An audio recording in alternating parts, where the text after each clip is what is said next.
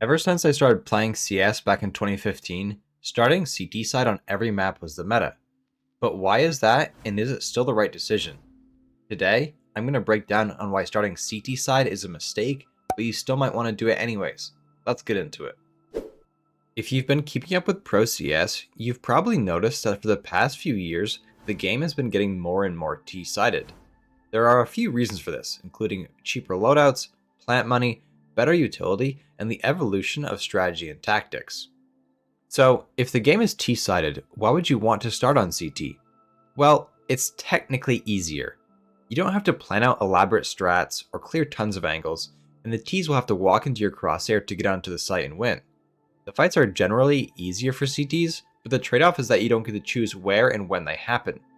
If you have teammates that don't work well together on T, it is virtually impossible to win a round unless someone gets a lucky entry 3k, but on CT side, you don't have to rely on others as much and can shut down and stall executes all by yourself with some good util and aim. But here's the thing, it is shown to be statistically worse to start on CT. Leetify recently posted a video breaking down map win percentages by starting side, and they determined that regardless of rank, silver to pro, on every map, the team that starts out on T wins more often than not. It even gives you a better chance at upsetting a higher ranked opponent too. Now, while this initially may not make much sense for CT-sided maps like Nuke or Mirage, there are a couple of stats that can help explain and also might shock you. Winning the first pist round, as well as the next 2 rounds, gives a team a 73% chance of winning the game, regardless of starting side. Yes, you heard that right.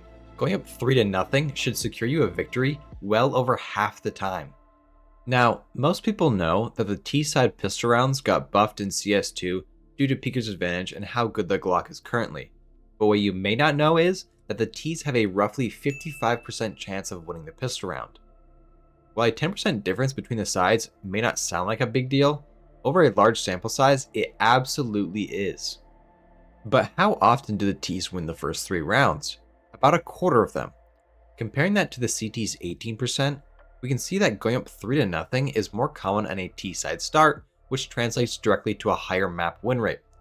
But that's not all. Leetify also showed that teams that start out on T-side generally have a higher round win rate than teams that play T-side in the second half, so again, it makes more sense to start out on T-side first. If all this data is true, it should be a no-brainer to never start on CT again, but unfortunately, it's really not that simple. Due to how map voting works, teams that start out on T-side are generally the team that selected the map, meaning that they are more comfortable and usually better on it than the CTs, so it makes sense that their win rates are higher. Now, that doesn't mean we should just disregard all the data, just that we have to put it into context to make our decision.